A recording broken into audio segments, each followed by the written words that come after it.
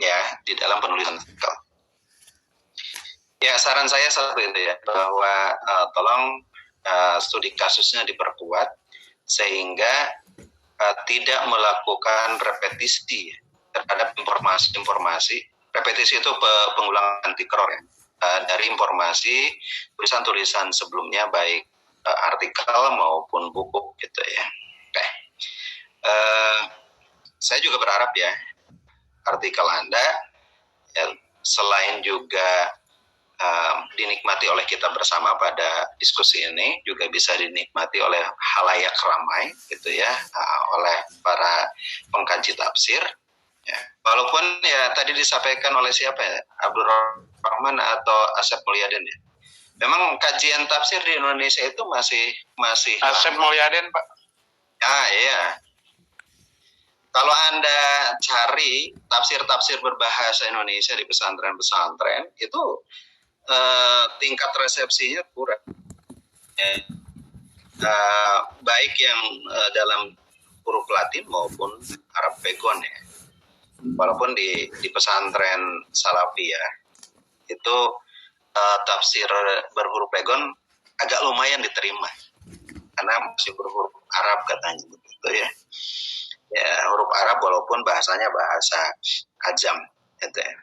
Nah, hampir sulit ditemukan karya-karya tafsir kalau itu bentuk pengabaian atau bahkan bisa jadi ekspresi dari penolak. Ya, disebut kitab bikang, Pak. Kitab bikang. Ya, gitu ya. Kalau saya coba mengoreksi kitab itu ya untuk kajian. Walaupun memang kadang-kadang disimpannya di belakang lah. Yang di depan itu ya kitab-kitab yang berbahasa Arab kan begitu ya. Gitu. Ya. Biasanya di kamar itu Pak, yang berbahasa Sundanya di kamar. Nah gitu ya. Saya punya tafsir Al-Misbah. Kemudian tafsir Al-Azhar. Ya saya punya dalam bentuk PDF lengkap. Nah pesantren itu termasuk yang kurang akses, mereka bisa jadi memang tadi sekali lagi tidak tertarik atau abai atau tidak prestisius lah kalau dia membaca atau mengakses atau mempunyai karya-karya berbahasa Indonesia ya. Kemudian ya banyaknya berbahasa Arab, tingkat resepsinya yang berbahasa Arab itu tinggi ya. Selanjutnya ini menjadi persoalan kita ya, bagaimana kemudian menumbuh kembangkan ketertarikan kajian terhadap tafsir di pesantren, di madrasah gitu ya, atau di lembaga-lembaga lainnya gitu ya. Karena yang saya teliti misalnya kajian tafsir itu saat ini lebih terfokus pada membacakan karya tafsir. Ya, membacakan karya tafsir. Ya, yang di S2 juga begitu ya, harusnya Anda kan itu ya outcomes-nya adalah menghasilkan mufasir tingkat madya kan. Ya, cirinya apa? Ya punya karya tafsir. Ya saya pengennya kan begini, ini misalnya 30. Baru punya satu surat Pak, karya tafsirnya. Surat naon tah? Surat dari mata kuliah kemarin semester 2 Pak. Itu surat poligami kayaknya.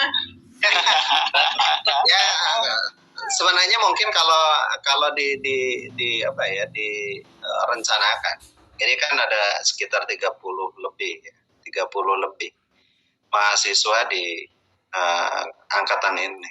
Kalau saja diplot dari semester 1 sampai semester 4 itu harus diwajibkan menulis 1 juz saja, maka ya bisa 30 juz. Angkatan ini bisa menghasilkan satu karya tafsir tahlili misalnya. Ya. Atau menulis tafsir maudhu'i dengan berbagai tema gitu. Ya, harusnya begitu ya, gitu. Tapi kembali nanti siapa lagi yang mau baca itu juga persoalan. Tafsir maudhu'i, saya lagi penelitian dengan Ibu ya, resepsi tafsir maudhu'i di kalangan akademisi itu sangat kurang. Yang membacanya siapa? Setelah jadi tagihan disertasi, tesis dan skripsi, siapa yang mau baca? Ya, apalagi kemudian tafsir maudhu'inya tidak operasional.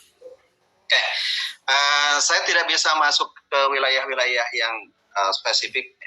Tapi misalnya kalau tiga karya tafsir ini dibandingkan misalnya sikap terhadap perempuan, bagaimana upaya untuk meningkatkan kualitas kehidupan perempuan, itu ada saja ya, pasti terselip bagaimana pandangan dari ketiga mufasir ini yang memang sudah modern, ya, sudah terdidik, ya, baik dalam konteks modern maupun pendidikan-pendidikan yang lebih terbuka dan pemberdayaan perempuan termasuk gender equality-nya, ya, itu dibangun. Tidak lagi dalam konteks tradisional yang mengekang kehidupan perempuan. Ya, termasuk tadi yang disebutkan oleh Nana atau Dini, ya, ketika misalnya Pak Quraish Shihab mempunyai pandangan yang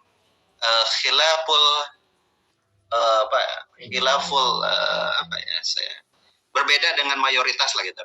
Kalau saya menyebut terlalu ini khilaful ijma boleh lah, atau khilaful berbeda dengan mayoritas penafsiran para ulama tentang kewajiban menutup aurat karena berbeda tentang standarisasi aurat.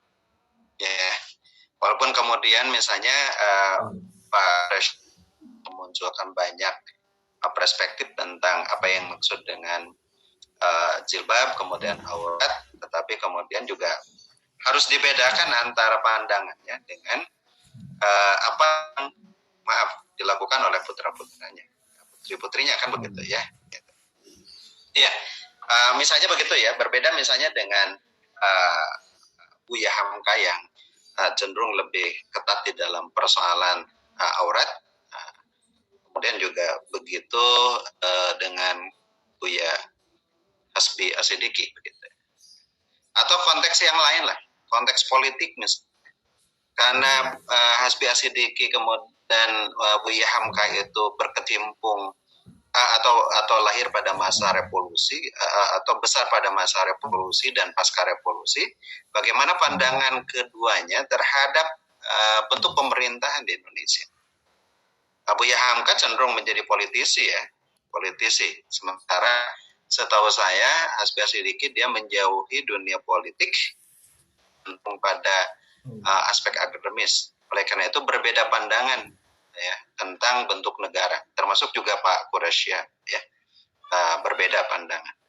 Nah, ketika kemudian dikomparasi mencari, saya kira itu adalah salah satu terhadap kajian orientasi penafsiran di kalangan para mufasir Indonesia, gitu ya. Memang harus masuk ke wilayah-wilayah kecilnya, gitu ya, supaya novelty-nya dapat. Kemudian kedalaman dari analisis kita dapat, dan informasinya kalau memang novelty-nya ada, informasinya biasanya dianggap informasi baru lah, terutama kalau mau publikasi, ya siapa yang menentukan baru dan tidaknya adalah editor atau reviewer, gitu ya. Itu saja yang dapat saya sampaikan ya. Banyak hal sebenarnya yang perlu dikomentari, gitu ya. Mudah-mudahan ya apa yang kita bahas hari ini bermanfaat dan berkah untuk kita semua. Amin.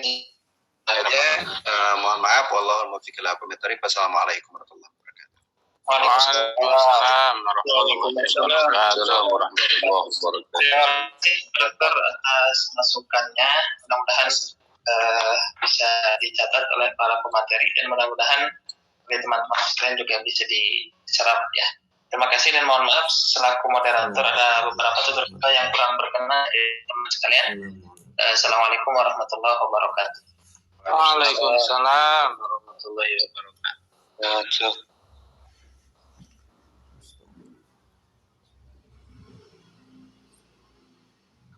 Ibu dokter mudah-mudahan enggak sehat.